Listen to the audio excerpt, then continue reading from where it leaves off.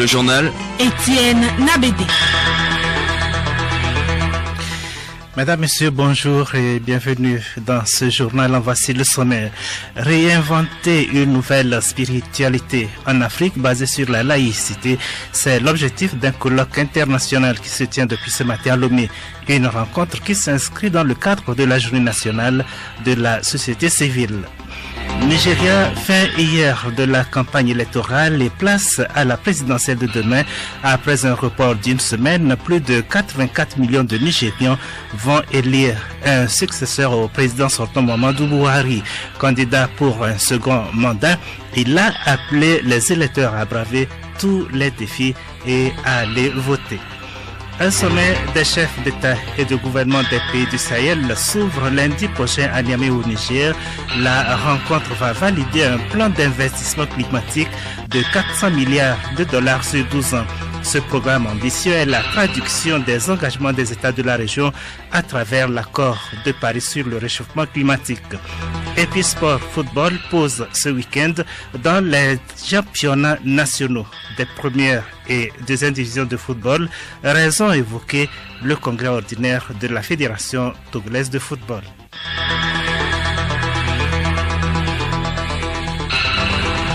Radiolomé.tg. Mesdames, Messieurs, à nouveau, bonjour. Deux audiences ce matin à l'Assemblée nationale. Madame Tchegan Djibodi Eyawa a reçu en première audience l'ambassadeur de France au Togo, Monsieur Marc Vizy. Les discussions entre les deux personnalités ont porté sur les bonnes relations entre la France et le Togo, les réformes institutionnelles et constitutionnelles et le développement du tourisme au Togo. Monsieur Marc Vizy au sortir de l'audience. Alors, je me devais déjà, par courtoisie, de venir me présenter à la nouvelle présidente de l'Assemblée nationale. On a eu un long entretien. Elle était accompagnée de plusieurs membres du bureau. Elle a d'abord rappelé l'excellence des relations entre la France et le Togo, et notamment en matière de coopération. On a eu l'occasion d'échanger. J'ai pu lui présenter les axes de coopération qui sont développés ici entre le Togo et la France et qui prospèrent, ça d'une part. D'autre part, elle a évoqué le programme de travail de l'Assemblée nationale et notamment les réformes institutionnelles qui sont prévues par la feuille de route de la CEDEAO et que le gouvernement et l'Assemblée entendent adopter dans les délais les plus rapides, donc ce qui est tout à fait rassurant du point de vue de la démocratie. Donc on a évoqué tous ces points-là et puis on a évoqué aussi la région d'origine de la présidente, la région de Palimé, où on a échanger sur les possibilités de développer notamment le tourisme et donc elle m'a invité à prendre la tâche du ministre chargé du tourisme pour voir si des axes de coopération pourraient aussi être développés dans ce domaine-là. En seconde audience, Madame la présidente de l'Assemblée nationale a conféré avec Monsieur Adama Ouane, administrateur de l'Organisation internationale de la francophonie. C'est une visite de courtoisie qui a permis à Monsieur Ouane de féliciter la présidente de l'Assemblée nationale pour son élection. Nous écoutons Monsieur Ouane. C'était d'abord une visite de courtoisie. J'étais ici à Lomé au Togo dans le cadre de la signature de l'accord de siège entre la République du Togo et l'Organisation internationale de la francophonie. Cet événement a été clôturé hier par la signature et la rencontre avec le ministre des Affaires étrangères et plus tard le Premier ministre. Donc aujourd'hui, j'ai tenu à rendre une visite de courtoisie au président de l'Assemblée nationale quand nous avions su il y a quelque temps que c'est une présidente qui a été élue à la tête de ce Parlement, qui est aussi un événement fort dans la stratégie de la francophonie pour l'égalité femmes-hommes. Nous avions aussi notre agence parlementaire francophone qui encourage donc la promotion de l'égalité femmes-hommes et des femmes. Et nous tenions à rencontrer la présidente, à échanger avec elle sur sa vision, son action pour l'action parlementaire de manière générale et aussi le plaidoyer, le travail en faveur de la promotion de l'égalité entre les femmes et les hommes, de la promotion des femmes pour le développement. Écoutez Radio Lomé sur le web sur le www.radiolomé.tg. Visite hier du ministre de la Communication, des Sports et de l'Éducation à la citoyenneté et au civisme au Centre de développement sportif CDS de Palimé. Monsieur Katari Folibazi y est allé remettre du matériel et prodiguer des conseils aux responsables de cette unité pour la promotion du sport au Togo. Yao Kamake à Palimé nous en rend compte. Ce déplacement du nouveau locataire du ministère en charge des sports s'inscrit dans le cadre de ses visites aux différents services relevant de son département. Et pour la visite du centre CDS de Palimé, le ministre n'est pas allé les mains vides. Un lot de matériel sportif et d'entretien a été offert. Le ministre Folibazi Katari. Lorsque nous avons dit au président de la République que nous venons visiter le centre, il nous a remis du matériel pour que nous apportons à ces pensionnaires. Parce qu'il a estimé qu'on ne pouvait pas venir les mains vides et ce matériel va permettre à l'équipe d'encadrement de mieux s'occuper de ces pensionnaires qui sont ici. Avant la remise du matériel, le ministre s'est félicité de l'initiative du chef de l'État de créer ce centre. Il a aussi prodigué d'utiles conseils aux jeunes pensionnaires du dit centre avec des compliments à l'endroit de ses encadreurs pour le travail qu'ils abattent. Ce centre des sports a été mis en place par le chef de l'État qui a estimé que pour trouver une solution définitive au problème du sport dans notre pays, il va falloir semer une forme de pépinière. Il va falloir investir parmi les plus jeunes. Aujourd'hui, nous sommes venus voir comment évolue ce centre parce que ça a été de gros investissements que le chef de l'État a eu à faire. Le ministre Folibazi Katari avait dans la délégation qui l'accompagnait le président de la Fédération togolaise de football qui a aussi saisi l'opportunité pour exhorter les jeunes du centre au travail. Chers petits frères, c'est une chance pour vous d'être dans ce centre parce que ailleurs, quand tu vas, tu payes de l'argent. Tes parents investissent. En Guinée, ils ont un très grand centre là-bas. Le président de la fédération a déjà accordé cette chance. Si c'est possible, on va envoyer peut-être certaines personnes aussi là-bas, les meilleurs pour leur avenir. Créé en 2011, le centre de développement sportif de Palimé à vocation sport-études forme des jeunes en football. Il compte à ce jour 30 pensionnaires. Passation de charge hier à Lomé à l'Office togolais des recettes, des douanes et droits indirects. Le directeur sortant des opérations douanières régionales, Kodjo Sevantepe Adedje, a passé le témoin à son successeur, Ata Kakra Essien, en exhortant ses collaborateurs à travailler dans une bonne harmonie avec le nouveau commissaire. Kodjo Adedje, le directeur sortant.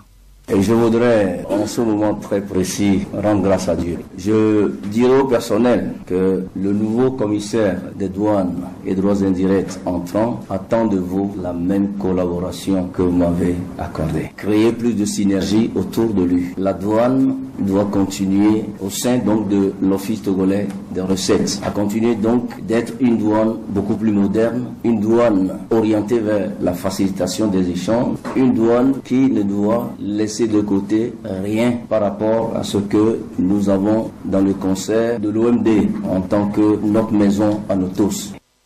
Quant au directeur entrant des opérations douanières régionales, Ata Kakra Essien, il a rendu un hommage à son prédécesseur pour l'immense travail qu'il a abattu ces dernières années. Ata Kakra Essien.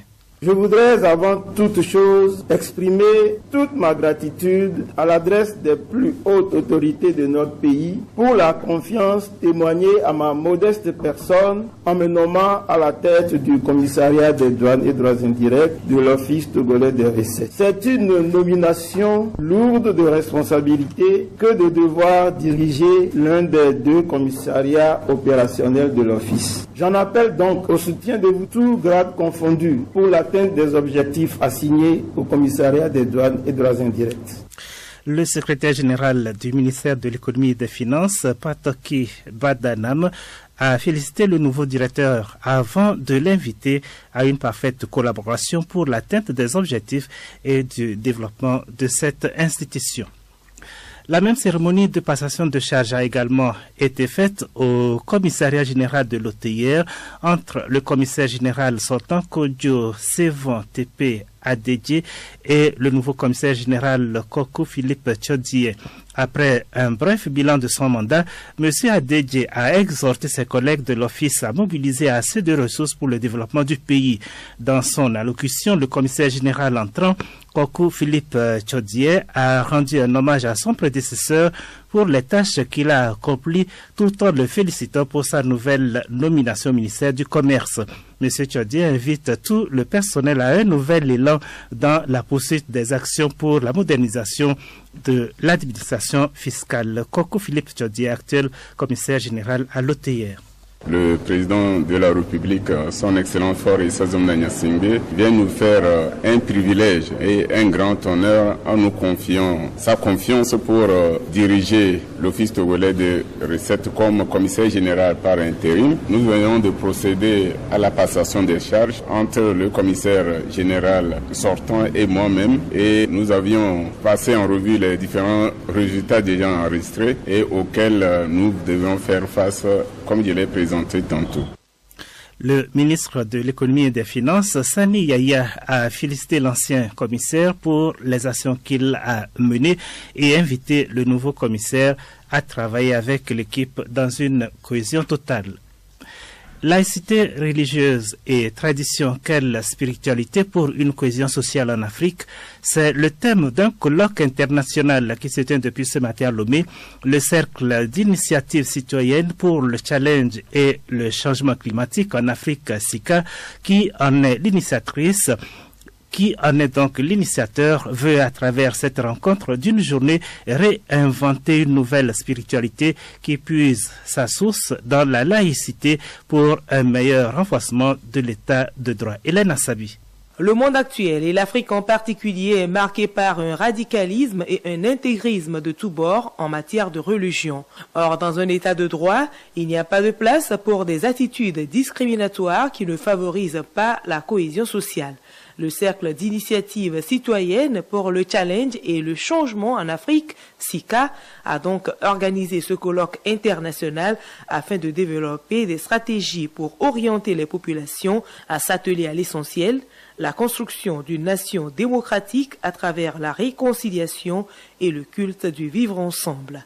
Maître Sylvain Atto-Messon, président du SICA.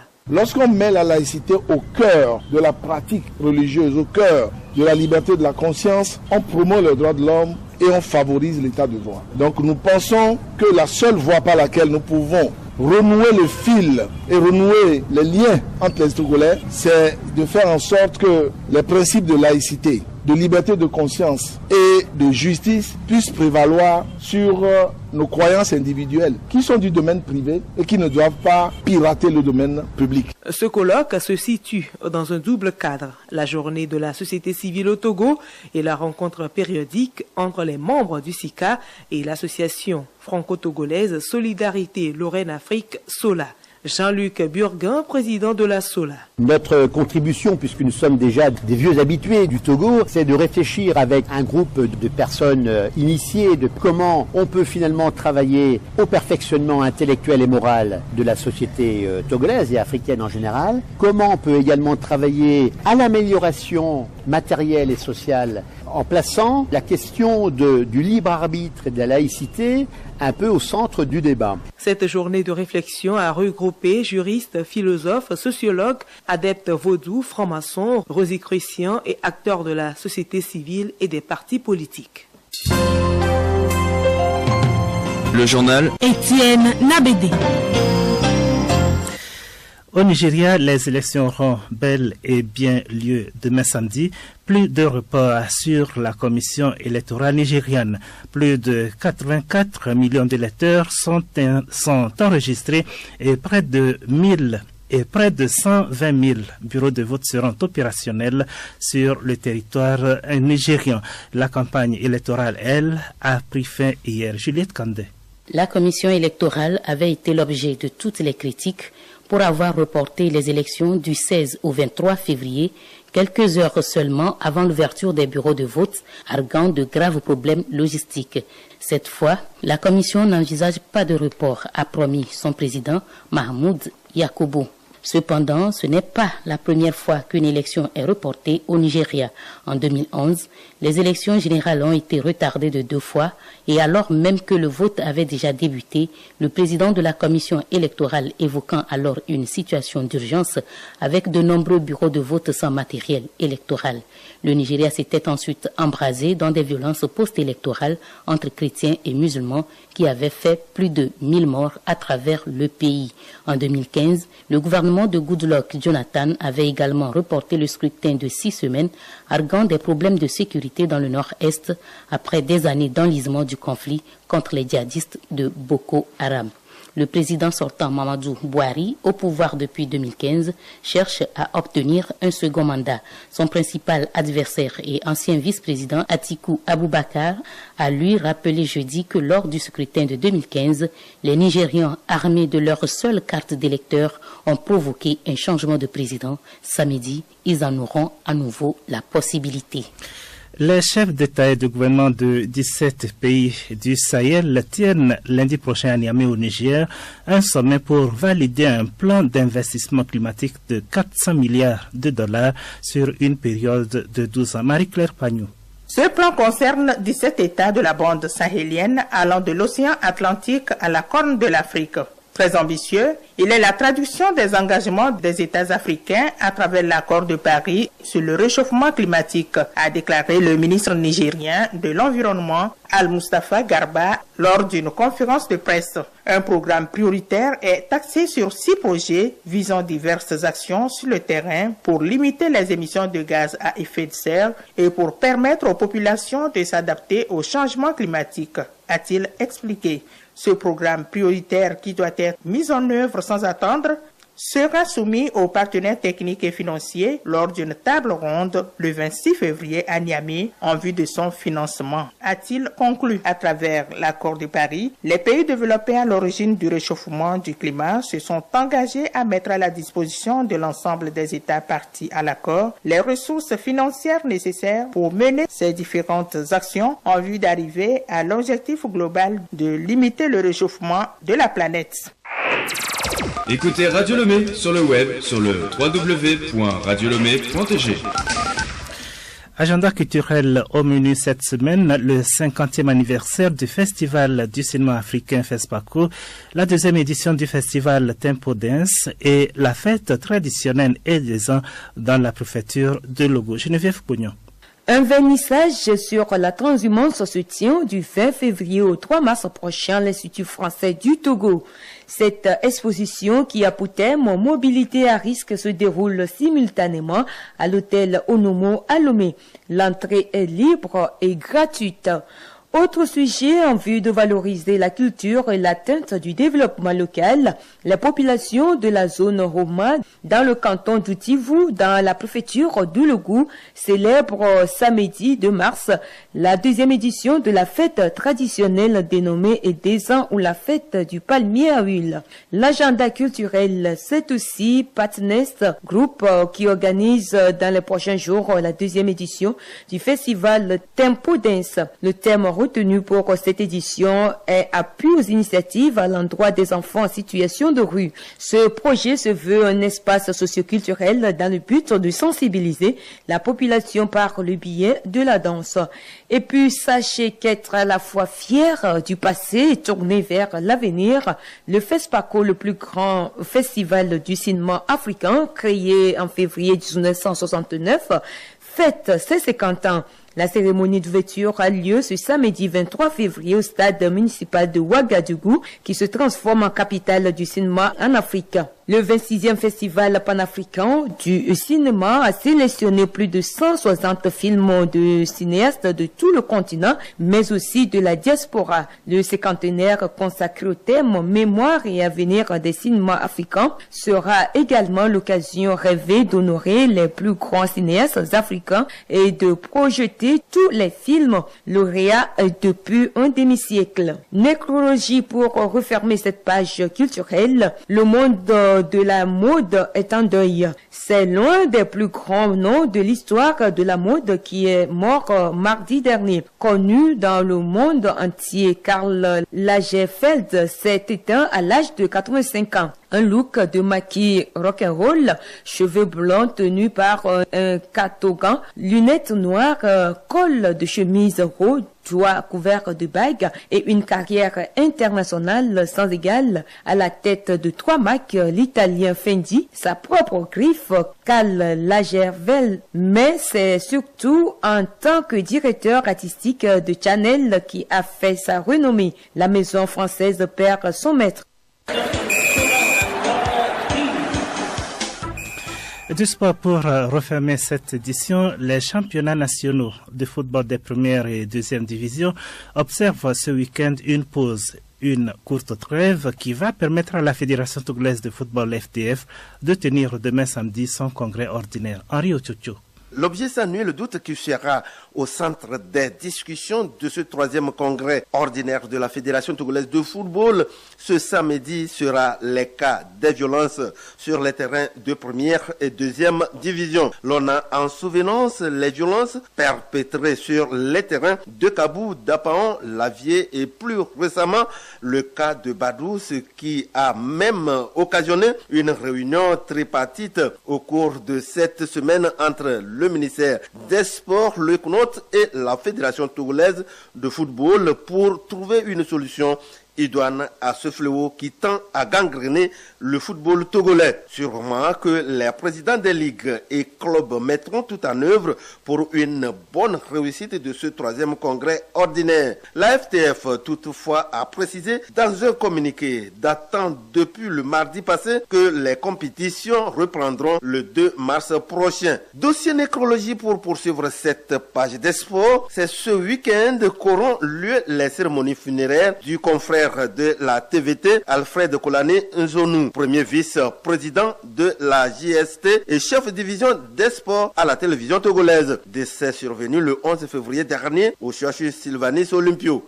Le programme des obsèques se présente comme suit. Messe veillée en l'église Marie-Mère de la Rédemption d'Adido Gomé à partir de 18h30 ce vendredi. Ce samedi, messe d'enterrement et d'inhumation au cimetière de Yokwe. Radio Lomé, par ma voix, présente toutes ses condoléances à la famille éplorée. En Europe, ce sont les 16e de finale, retour de la Ligue Europa qui occupe l'actualité. Le FC Séville d'Espagne se qualifie pour les 8e de finale en disposant de la Lazio de Rome 2-0. Inter de Milan et Tri Rapide de Vienne 4-0. Arsenal se qualifie au détriment de Bath dominé sur un large score de 3-0. Rennes crée la sensation en éliminant Betis Séville en Espagne 3-1. 3 buts partout au match aller. Merci à toi Henri Ochocho pour cette page des sports. Merci aussi à vous, fidèles auditeurs, pour votre aimable écoute. C'est la fin de ce journal. Merci de l'avoir suivi. Prochain rendez-vous avec l'information 14h.